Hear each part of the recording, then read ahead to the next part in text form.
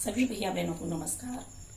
आज हम भक्ति काल की ज्ञान मार्गी शाखा के अद्वितीय कवि रहे महाकवि कबीरदास जी का अध्ययन करेंगे।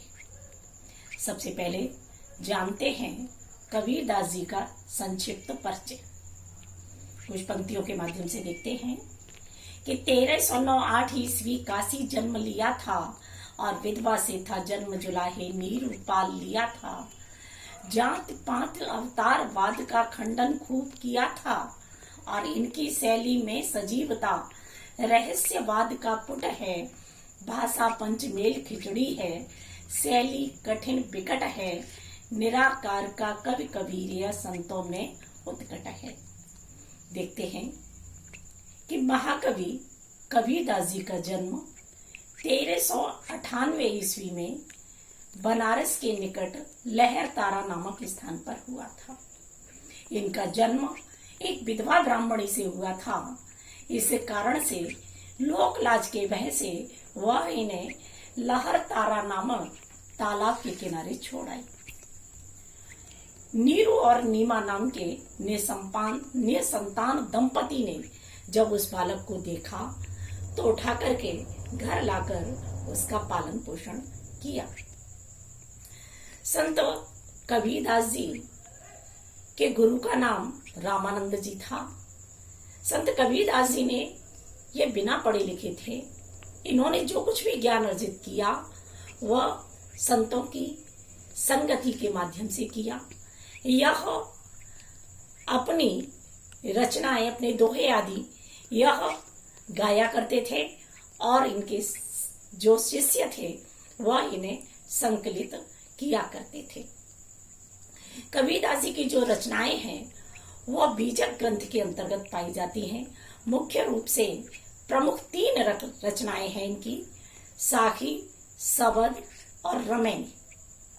कबीरदास जी ने उस समय में तात्कालिक सामाजिक बुराइयों को दूर करने के लिए बहुत से ऐसे कार्य किए, जैसे ऊंच नीच की भावना, इसके अलावा छुआछूत की भावना और जातिगत भावनाओं से ऊपर उठ करके इन्होंने हिंदू और मुसलमान दोनों में एकता स्थापित करने का भी प्रयास किया।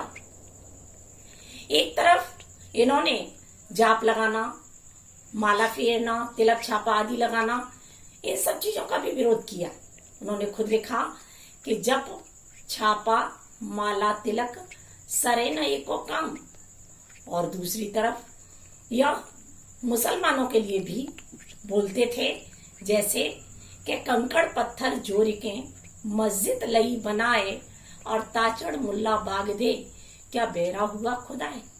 दूसरी तरफ हिंदुओं से भी कहते थे कि पाहन पूजे हरि मिले तो मैं पूजू पहाड़ और ताते तो चाकी भली पीस खाए संसार। इनको हिंदू और मुसलमान दोनों ही अपना गुरु मानते थे।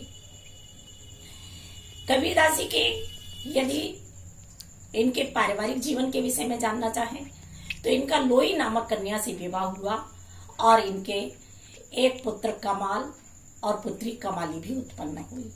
कबीरदास जी ने स्वयं लिखा है कि बूढ़ा वंश कबीर का उपजा पूत कमाल। इस तरह से उस समय में एक बात और भी थी कि एक धारणा ऐसी बन गई थी, एक किंवदंती थी कि यदि काशी में व्यक्ति की मृत्यु होती है तो उसे स्वर्ग की प्राप्ति होती है और मगध में अगर किसी की मृत्यु होती है तो उसे नरक की प्राप्ति होती है।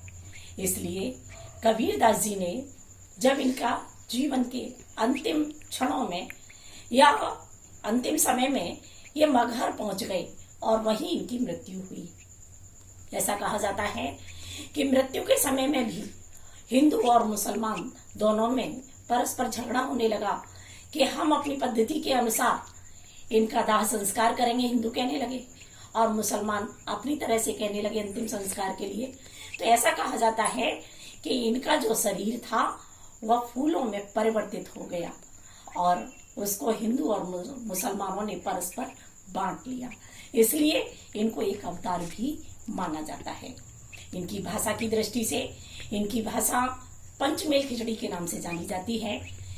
इनकी रचनाओं में उर्दू के, पंजाबी, राजस्थानी, ब्रजभाषा आदि का प्रयोग होने के कारण से पंचमेल खिचड़ी के नाम से जाना जाता है। और हजारी प्रसाद द्विवेदी ने तो इनको भाषा का डिक्टेटर किया है, कहा गया है। और इस प्रकार से कबीरदास जी का 1518 ईस्वी में इनकी मृत्यु हुई। और इससे आगे अब अर्थ की दृष्टि से आगे देखेंगे अगले वीडियो में। धन्यवाद।